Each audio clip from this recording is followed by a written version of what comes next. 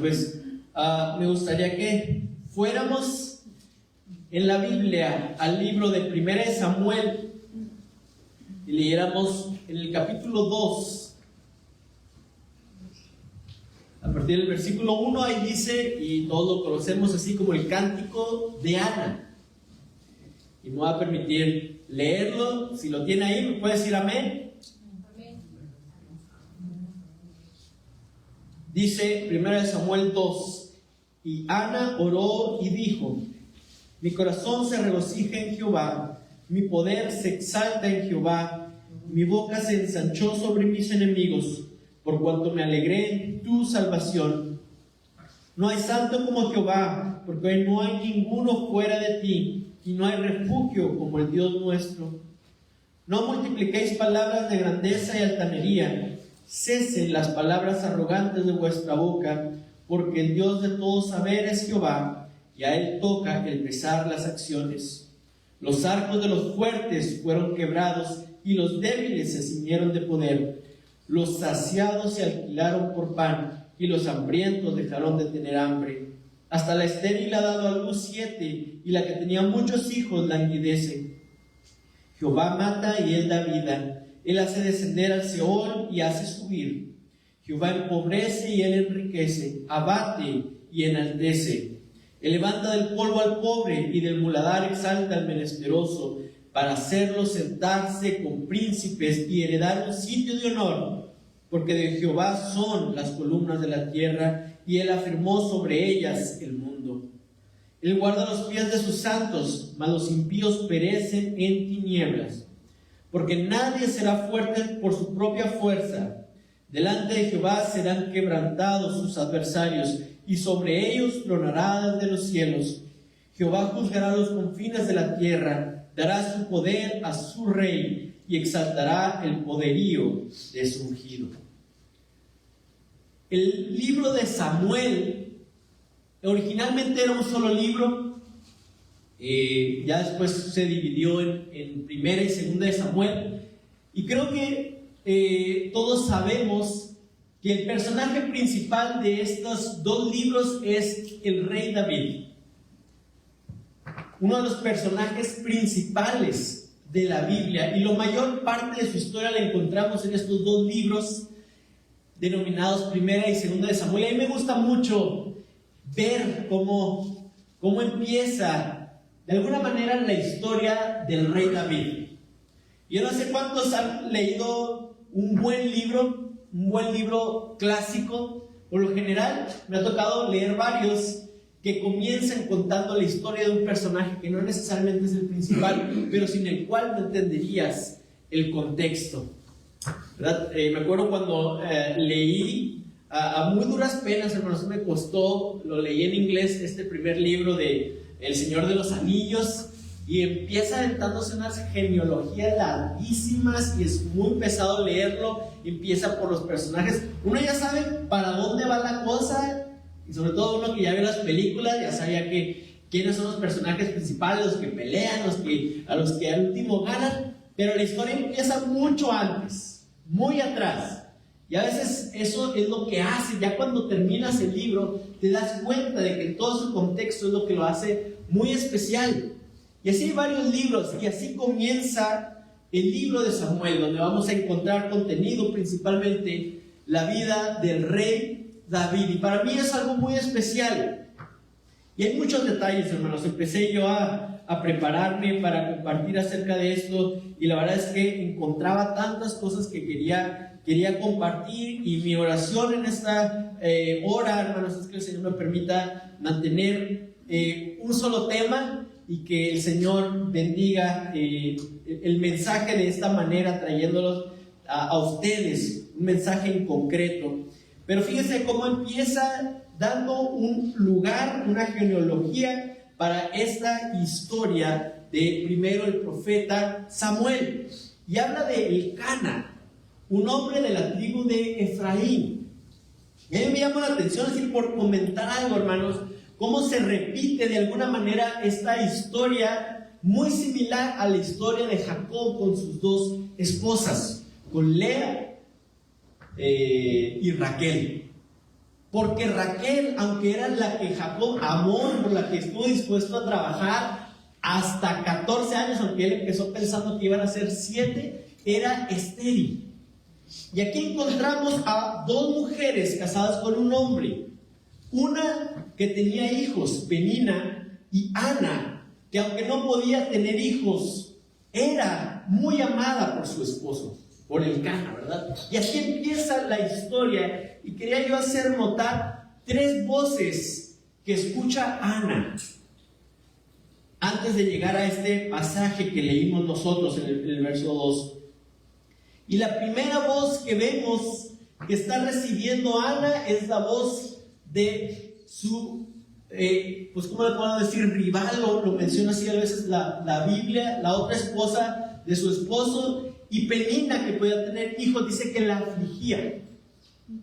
Y estaba hablando continuamente en contra de ella porque no podía tener hijos. Y en el contexto bíblico y en el contexto histórico, una mujer que no podía tener hijos era algo muy fuerte, era algo que las hacía ver muy mal. De alguna manera era un castigo, era algo muy fuerte dentro de esta cultura.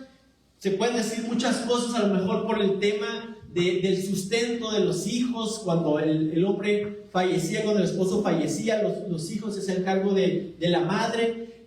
De alguna manera entendemos que el aspecto cultural orillaba y obligaba a Ana a tener hijos. Y cuando ella fallaba en ese aspecto, ahí estaba esa voz representada en Penina, pero era realmente todo un aspecto cultural presionando y podríamos decir oprimiendo el corazón de Ana. Y yo quiero que veamos, porque esto lo entendemos, hermanos, no es solamente el hecho de que ya dejamos atrás estas prácticas de obligar a las mujeres a un cierto rol en la sociedad. Esa opresión ha cambiado, hermanos. Pero la cultura sigue oprimiendo, la cultura sigue presionando a ciertos estándares que a veces no pueden ser completos. Ahora a lo mejor no son los hijos, pero son las carreras, es la belleza, es la reputación, es muchas cosas, pero igual es la voz de Penina trayendo una presión sobre las vidas para dar con un estándar que la cultura y la sociedad imponen. Y esa es la voz que estaba escuchando Ana. Y algo sorprendente es que Ana no contestaba nada, no le decía nada. Y la segunda voz que escuchó Ana es la voz de su esposo, diciéndole hasta cierto punto, o reclamándole, o haciéndole ver que el amor que él le podía dar a ella era mucho mejor que 10 hijos. A lo mejor es un mensaje más agradable, pero llama la atención que tampoco Ana contestó.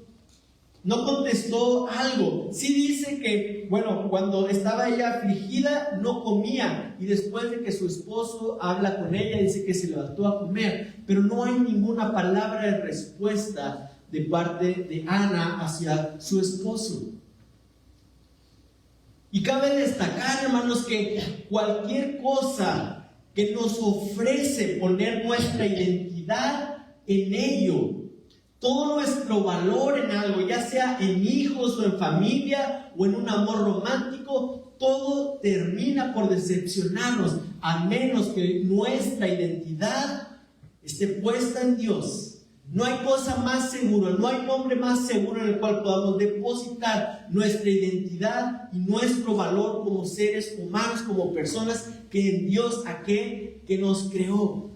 Y esto fue exactamente lo que hizo Ana, porque después de escuchar estas dos voces de Penina y de Elcana, de su esposo, ella se levanta y va y se presenta delante de Dios. Y ahí va ella con gran amargura de corazón a interceder por una petición que ella tenía en su corazón. Y algo muy importante es que si ustedes leen, aparece en 1 Samuel, el primer capítulo, varias veces, diciendo que Dios había cerrado la matriz de Ana. No fue solamente las circunstancias, el autor pone explícitamente que había sido Dios el que había dado esta situación.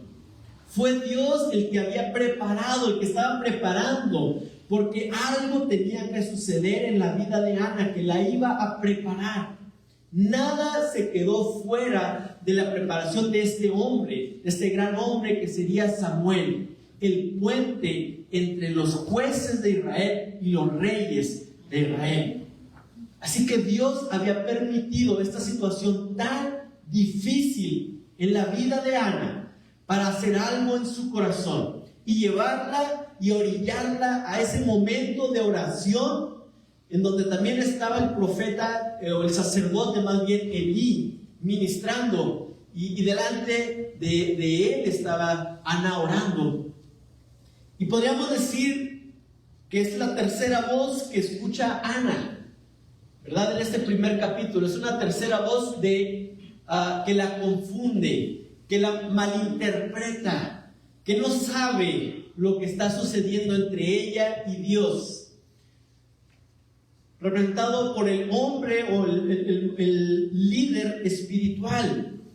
Y la malinterpretación es tal, ¿verdad?, que Elí piensa que Ana es una mujer que anda borracha. Y estamos en un tiempo en el que todas las tribus gran parte del pueblo de Israel subía a este lugar que se llamaba Silo, en donde estaba el arca. Cuando Josué llega a la tierra prometida, establecen el arca ahí en Silo, y ahí era el lugar de reunión, y entonces una vez al año subían, y podemos ver que podía ser como una gran fiesta. Estaban muchas personas, había comida, había bebida. Y entonces a Elí se le hizo fácil interpretar que esta mujer ahí delante del templo era una mujer pues bajo los efectos de una bebida fuerte, que no sabía lo que estaba haciendo. Y aquí vemos que Ana responde, pero no sé cómo hubiéramos contestado nosotros, ¿verdad? Viniendo de una situación difícil, viniendo bajo la presión de la cultura, viniendo bajo la presión de las personas cercanas, y todavía hay esta malinterpretación de su intención, de sus acciones. Yo no sé cómo hubiéramos contestado, pero muchas veces cuando la gente no ve todo lo que estamos pasando y solamente nos malinterpreta, la primera respuesta que sale es una respuesta de enojo, de ira, de reclamar, ¿verdad? Y bien hubiera podido haber sido que así la respuesta de Ana, ¿verdad? Ante esta clara y justificada malinterpretación de lo que ella estaba sufriendo, de lo que ella estaba atravesando. Pero veamos cuál es la respuesta de Ana a esta malinterpretación en el versículo 15 del capítulo 1. Y Ana le respondió diciendo: no, Señor mío, yo soy una mujer atribulada de espíritu, no he bebido vino ni sidra, sino que he derramado mi alma delante de Jehová. No tengas a tu sierva por una mujer impía, porque por la magnitud de mis congojas y de mi aflicción he hablado hasta ahora. Y aquí cambia la situación de Ana. Yo no sé si así exactamente sea todo el significado, ¿verdad? Pero para mí es muy notorio. Habíamos visto a Ana escuchando otras voces, y hasta aquí ella decide responder. Y cuando ella responde con esta actitud humilde, desechando la oportunidad, ¿verdad?, de reclamarle a alguien que la había confundido, de reclamarle que la estaban acusando injustamente, y ella responde con un corazón humilde, contrito, acongojado, ¿verdad? Ahí dice que Elí respondió y le dijo: ve en paz, y el Dios de Israel te otorgue la petición que le has hecho. Y ella dijo: haya tu sierva gracia delante de tus ojos. Y se fue la mujer por su camino y comió. Y aquí dice algo muy interesante: y no estuvo más triste. Algo sucedió dentro de ella. Todavía no había una respuesta. Todavía no llegamos al momento en donde Dios hace la obra, el milagro. Pero ella ya había cambiado su actitud. Ella sabía que la respuesta estaba en camino. Ella sabía que los años de estar afligida por esta situación había terminado. De alguna manera ella lo entendió sin necesidad de verlo cumplido, sin necesidad de tener de esta duda humana de hasta no ver voy a creer. Ella decidió cambiar su actitud. Y vemos, ¿verdad? Como ya ustedes conocen la historia, que Dios le concede un hijo. Y Ana decide sacrificar a este hijo, por así decirlo, entregarlo, rendirlo para que ese niño pudiera servir delante de Dios. Y reconoce que había sido Dios el que había cerrado su vientre y que había sido Dios el que le había dado nuevamente a este hijo en una respuesta, en una oración, y ella lo rinde completamente a Dios. No le pertenecía. A mí me llama la atención en esta sociedad tan patriarcal, ¿verdad? Que el Cana no tuvo ni voz ni voto con el destino de Samuel. Fue definido entre Ana y Dios. Gloria a Dios. Fue definido solamente lo que sería de este hombre, que Dios ya había estado preparando a través de la aflicción de Ana, para que viniera este hombre llamado Samuel. Y cuando vemos que Ana lleva a Samuel al templo, ahí en Silo, ¿verdad? No era el mejor ambiente, no era el mejor momento. Si como familiares nos hubiéramos puesto a analizar, hubiéramos dicho, no, ¿sabes qué? Yo he visto cómo están las cosas ahí en el templo y ahorita no recomiendo que dejes al niño ahí. No, mejor vamos a esperarnos a ver si más adelante se mejora la cosa, porque ahorita con los hijos de Elí es algo tremendo. Elí era del linaje de Aarón, de uno de los hijos de Aarón. Y entonces ellos estaban sirviendo en el lugar donde estaba el arca. Ahí estaba el arca. De los 3 hijos de Aarón, al linaje de donde venía Elí le había tocado servir donde estaba el arca. Qué llamado tan especial le había dado Dios a Elí, a su familia. Pero los hijos de Elí habían deshonrado a Dios de una manera tremenda, hermanos. Dice que le estaban robando. Dios les había dado que ellos podían comer de las ofrendas que traía el pueblo, pero había especificado cómo, cuánto, de qué manera. Y estos eran personas, estos señores, no sabemos si eran jóvenes, estos hombres habían abusado, se habían acostumbrado a quitarle a la gente. A lo mejor empezaron de a poquito y después ya era algo pues muy descarado, que llegaban y le quitaban la carne a la gente, que no respetaban la manera que Dios había dicho que se debía hacer. Y entonces Dios estaba preparando un juicio para la casa de Elí. Y a este ambiente tan turbio, tan oscuro, Ana decidió continuar con el voto que ya le había hecho a Dios. Y ahí llevó a Samuel. No esperó a que la situación cambiara, no esperó a que las cosas estuvieran mejor, como a veces a nosotros nos gusta, ¿verdad? No, y cuando yo vea que las cosas están bien, cuando yo vea que ahí en la iglesia, cuando yo vea que las cosas están bien, hermanos, si tú hiciste una promesa con Dios, no debemos fijarnos en las circunstancias. Dios va a tratar con cada persona. Y Dios hubiera tratado con Ana si ella no obedece a ese voto, pero vemos que el corazón de Ana ya había sido preparado para poder entregar a su primer hijo, aunque las condiciones no fueran las óptimas. Y aquí encontramos a que los hijos de Elí, hermanos, provocaron, y sucede algo tremendo, que dice que un varón de Dios viene con Elí para dar una profecía. Y encontramos que este libro de Samuel dice que la palabra de Dios era escasa en ese momento. No era común, como más adelante se volvió con los profetas. De hecho, no existía muy bien la figura de un profeta antes de Samuel. Samuel inaugura esta como estirpe o como escuela de profetas. No me acuerdo cómo le llamaban, pero es Samuel. Entonces, es un momento de sequía en cuanto a la voz de Dios. Pero Dios levanta a un hombre para llevar una palabra muy fuerte, muy dura para recriminar y para decretar que la genealogía o la descendencia de Elí iba a ser cortada. Y encontramos ahí en el capítulo 2,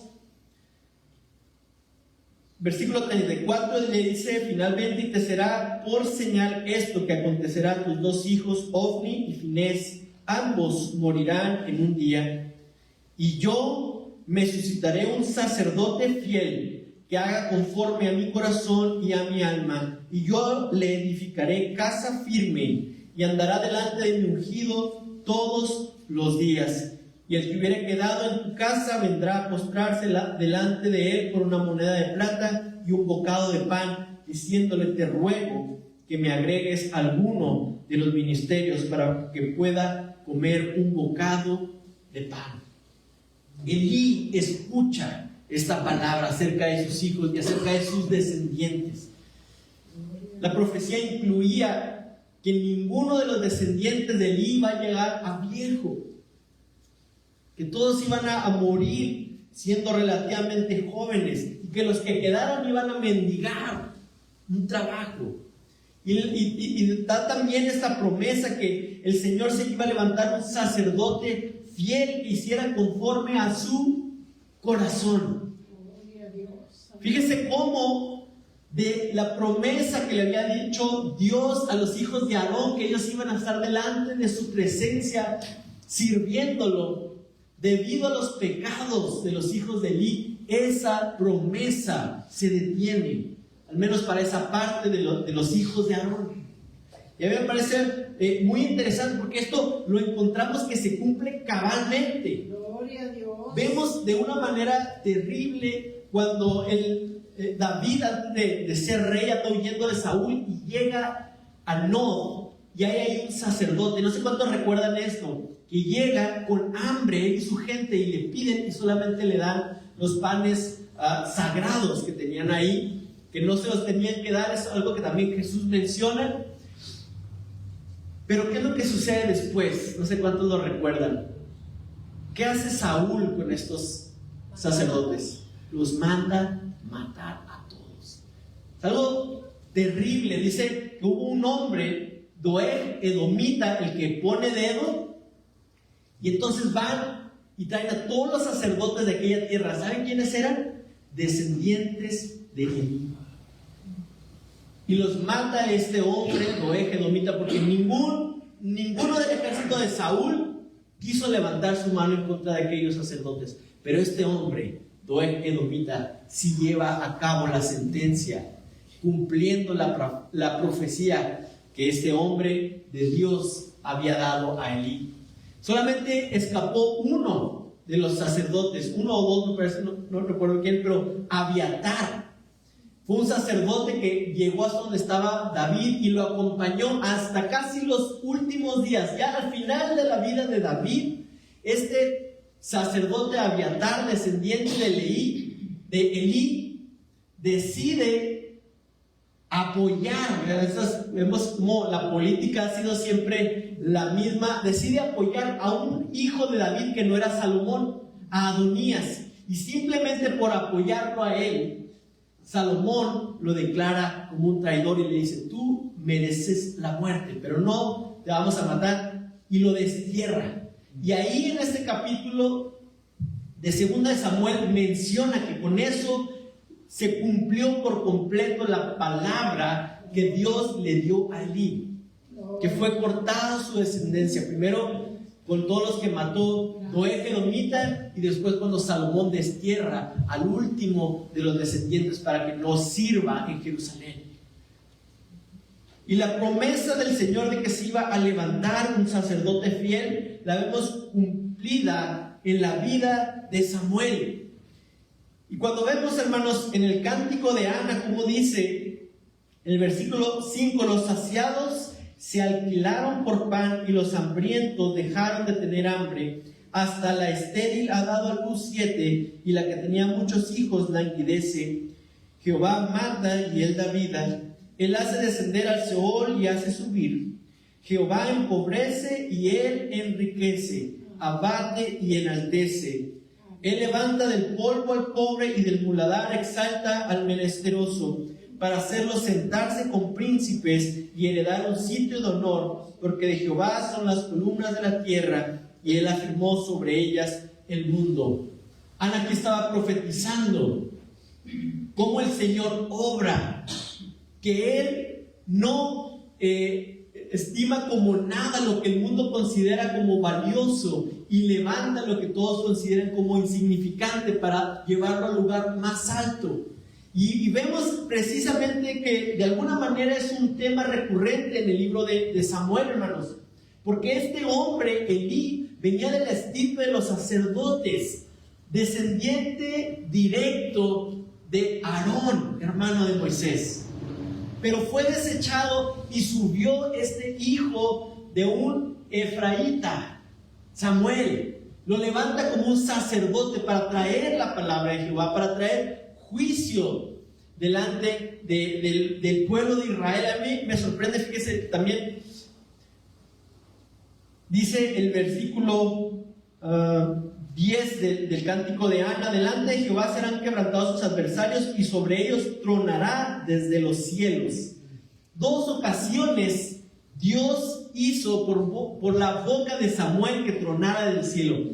Cuando están reunidos una vez en Mizpa todos los israelitas con Samuel para invocar el nombre del Señor, los filisteos se levantaron para hacerles guerra. Entonces estaban ellos ahí haciendo su reunión para presentarse delante del Señor, y los filisteos dijeron: aprovechamos ahorita y les damos muerte a todos los israelitas que están ahí en Mizpa. Y lo que hace Samuel es que él intercede y hay un estruendo de los cielos, cumpliendo esa profecía de Ana. Un estruendo, truenos que les pone miedo a los filisteos y los devuelve, y los israelitas pueden llevar a cabo una victoria.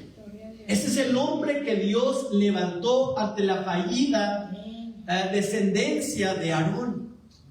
Un hombre con esa capacidad. Más adelante también, cuando piden rey, dice que Samuel mandó, y que en un tiempo donde no estaba establecido que hubiera lluvia y truenos, empieza a llover y a tronar, y el pueblo se llena de temor ante el pecado que habían pedido un rey. Y hermanos, el mensaje que vemos aquí en el cántico de Ana es algo que Dios hace durante toda la escritura, que Él toma a los poderosos y los hace nada, y levanta de lo más bajo aquellos que no tienen nada y los hace sentarse en los lugares principales. Así como levantó a ese Samuel y tumbó a los descendientes de Aarón de alguna manera a través de Elí.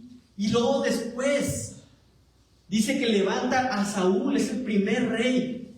Y es muy interesante la historia de Saúl, porque él mismo sabía que si hubiera alguien escogido, así como que vamos a sacar un rey para Israel, no hubieran ido a la familia donde era Saúl. Era una de las familias más insignificantes. Y en aquel entonces, pues si lo pensamos ahorita en términos políticos, y cuando vemos cómo son las elecciones en Estados Unidos, ¿verdad? Cómo cada lugar, cada estado tiene su representación, y cada estado tiene su número de votos electorales y no sé qué. Algo así entendemos.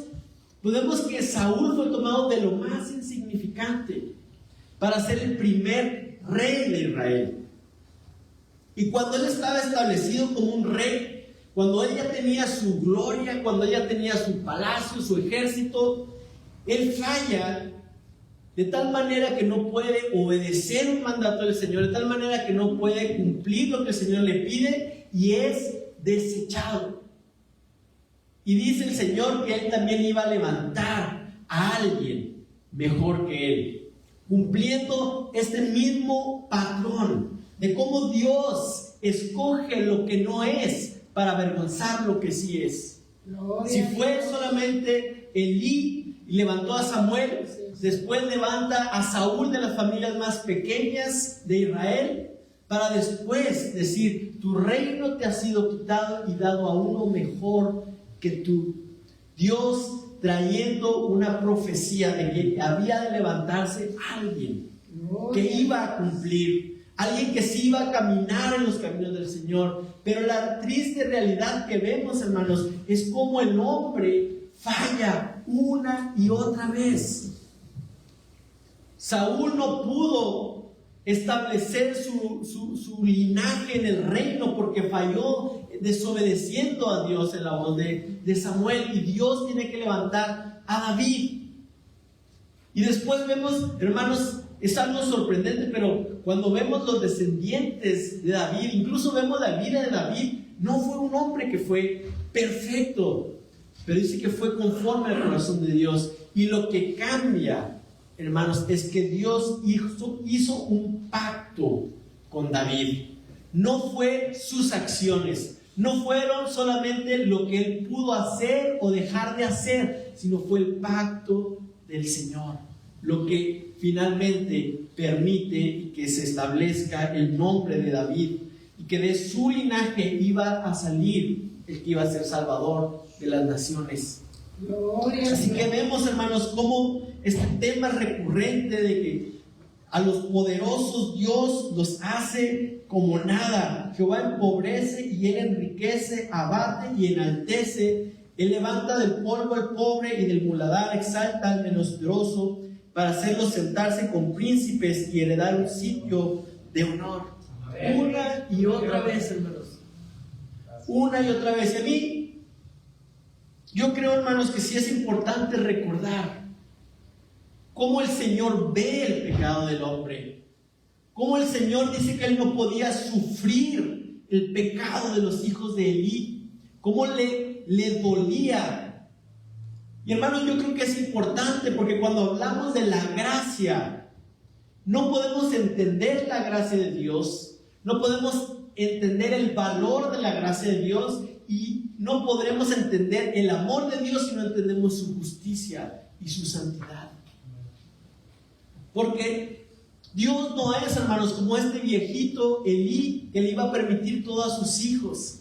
Muchas personas que no entienden de esto escuchan el evangelio y dicen: pero ¿por qué Dios, si es tan bueno, por qué no simplemente perdona a todos? ¿Para qué era necesario el sacrificio?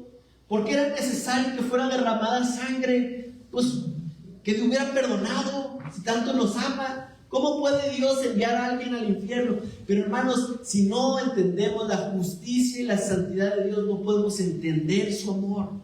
Porque es algo, se vuelve algo insignificante, se vuelve algo completamente sin valor alguno, algo que es digno de menospreciarse, porque no hay un amor verdadero. No entendemos cuánto nos ama Dios hasta que no vemos cómo Dios desechó a hombres que hicieron mucho menos de lo que tú y yo hemos hecho. Cómo Dios desechó a Saúl por la desobediencia. Y no vamos a levantar las manos, pero ¿cuántos no hemos desobedecido? ¿Verdad? Y entendemos cuando vemos la Biblia, hermanos, cómo dice que Dios, en el Génesis, que Dios le pesó haber hecho al hombre, pero vio a Noé. Después vemos que escogió a Abraham y le hizo un pacto que no iba a romper. Y cuando tiene 2 hijos, Dios escoge a uno y desecha al otro. Después Isaac tiene 2 hijos, Esaú y Jacob, y la Biblia dice que a Jacob amé y a Esaú aborrecí. Y el mundo muchas veces tiene problemas con escuchar que por qué Dios aborrecería a Esaú. Pero cuando tú conoces quién es Dios, tú sabes que lo realmente sorprendente es que Dios hubiera amado a Jacob. Porque Dios decidió escoger, amar y hacer un pacto con un hombre como lo era Jacob. Pero vemos una y otra vez que el hombre falla a Dios. Una y otra vez Dios desecha al hombre y dice: voy a levantar a alguien mejor que tú. Y muchas veces, hermanos, podemos entender que Dios no tiene por qué sufrir el pecado del hombre. Dios no tiene por qué sufrir la afrenta del hombre, poniéndolo en un lugar por debajo del pecado, poniéndolo por debajo de otras cosas. Ese es el Dios que conocieron los israelitas. Y si nosotros no entendemos un poquito, no vamos a poder valorar lo que significó que finalmente la promesa se cumplió cabalmente en la vida de Jesús, en el cumplimiento de la venida de Jesús, del linaje de David. Porque vamos a pensar como el mundo. Pues Dios perdona todo. Dios no tiene problema, no le afecta, pero hermanos, sí le afecta, sí es algo que Él no puede convivir. No hay unión entre Cristo y las tinieblas. No es como que pueda tolerar un poquito y luego un poquito más. Dios se toma en serio el pecado del hombre. Y tan en serio se lo toma, hermanos, que fue necesario que Él dijo: yo ya no voy a estar esperando que haya un hombre que sea perfecto. Yo no voy a estar esperando que un hombre venga y camine en mis caminos de manera perfecta. Yo voy a venir. Tomó una decisión de encarnarse para venir a esta tierra, vivir la vida que ni Elí, ni Samuel, ni sus hijos, ni Saúl, ni siquiera David pudo vivir. Una vida perfecta, y aún así llevar sobre su cuerpo toda la culpa de la maldad del hombre, para redimirnos de esa maldad, hermanos, y hacer nuestra esa vida perfecta que nadie de esos hombres que fueron desechados pudo vivir. Y podemos nosotros estar confiados en la gracia y la misericordia de Dios, pero valorándola, sabiendo que es un Dios que desecha aquello que es fuerte para tomar lo que es pobre, para levantar lo que es débil. Y hermanos, es una esperanza para nosotros, porque a lo mejor nosotros estamos viviendo y caminando sintiendo que hay algo que nos hace fuertes, sintiendo que nosotros en nuestras propias fuerzas hay cosas que sí nos hacen mejor que otros, bueno, al menos poquito mejor que otros. Pero Dios puede quitar eso. Dios en un momento puede acabar con aquello que tú sientes que te hace fuerte, con aquello que tú sientes que es tu mejor cualidad. Dios la puede quitar. Y aquello donde tú piensas que es tu mayor debilidad, puede Dios exaltarse. De tu mejor día, a lo mejor Dios no va a tomarlo en cuenta, pero Dios puede tomar tu peor día y redimirlo y glorificarse en él.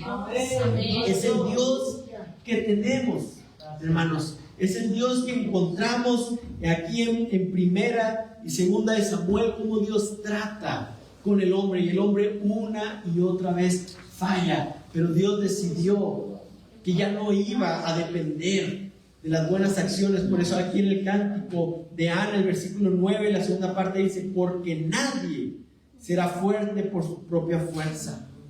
Nadie será fuerte. No vamos a poder llegar, dijo el apóstol Pablo, y gloriarnos, porque va a ser solamente por gracia, hermanos. Solamente va a ser gracia. Pero ¿cómo podemos nosotros vivir esta vida valorando la gracia de Dios? Entendiendo que es un Dios santo y justo, entendiendo que es un Dios que estuvo dispuesto a rechazar y terminar con toda una parte de la descendencia del sacerdote Aarón, porque fallaron los hijos de Elí, que Dios desechó y no le dio el reino completamente a Saúl porque no pudo obedecer. Cuando nosotros sabemos y nos sabemos redimidos por la sangre de Jesús, caminamos no para ganar el cielo, no caminamos para y vivimos una vida para agradar a Dios y poder ganarnos su favor. Dios, Jesús, nos entregó el favor de Dios, pero sí entendemos, hermanos, que cuán valiosa, preciosa es la gracia. Y no menospreciar nunca el sacrificio de Cristo Jesús por nosotros. No podemos hacerlo, hermanos. No debemos hacerlo. Sería menospreciar lo que el Señor hizo y no tomarlo como el gran sacrificio que significó para Él terminar con toda esta época, con toda esta manera de acercarse a Dios por medio de las acciones, por medio de la ley, por medio de una obediencia que al ser humano no le es capaz. No somos capaces, hermanos, pero en Cristo Jesús tenemos la redención de nuestros pecados. En Cristo Jesús podemos ver que Él redime hasta nuestra mayor debilidad. Quiero invitarnos a que oremos. Señor, te damos gracias. Gracias porque tú eres aquel Dios que estuvo dispuesto a desechar a hombres, Señor, que tú mismo habías levantado por su pecado, por sus fallas, y decir, va a venir otro, viene otro que va a hacer conforme mi corazón. Y es el que el otro, Señor, muchas veces fallaba, pero de alguna manera podemos ver que tú estabas hablando de aquel día cuando iba a levantar a tu siervo, a tu ungido en Cristo Jesús, oh Dios, que Él sí pudo caminar y vivir una vida perfecta para ti. Y aún a pesar de eso, Él llevó el pecado de todos nosotros. Y aún así, siendo el más inocente, el único perfecto, llevó toda la maldad del hombre para perdonarnos. Hoy estamos delante de tu presencia, Señor, reconociendo, como lo dijo Saúl en su momento y después David, Señor, quién soy, quién es mi familia para que tú nos hayas escogido. Pero queremos vivir, Señor, en agradecimiento por lo que tú hiciste en nuestras vidas, por esa sangre preciosa derramada, y no tomarlo a la ligera y no menospreciar el sacrificio del Hijo de Dios, para que hoy nosotros pudiéramos caminar, Señor, libres, en libertad en Cristo Jesús, libres de la condenación, libres del temor. Gracias, Señor, te damos. Gracias porque tú escoges lo que no es para avergonzar lo que sí es. Lo fuerte del mundo tú menospreciaste, y aquello, Señor, vil y menospreciado tú escogiste. Gracias, oh Dios, gracias, que nos has revelado tu corazón de esa manera. Nos has revelado cómo tú, Señor, no te asombras por la capacidad del hombre. Tú estás esperando una rendición completa de cada uno de nosotros, Señor. Y estamos, nos rendimos delante de ti, rendimos nuestras fuerzas, rendimos nuestras fortalezas y te entregamos nuestras debilidades, rendimos aquellas cosas, Señor, que sentimos que nos separan de los demás, y decimos, oh Dios, no es nada delante de tu presencia. Gracias por tu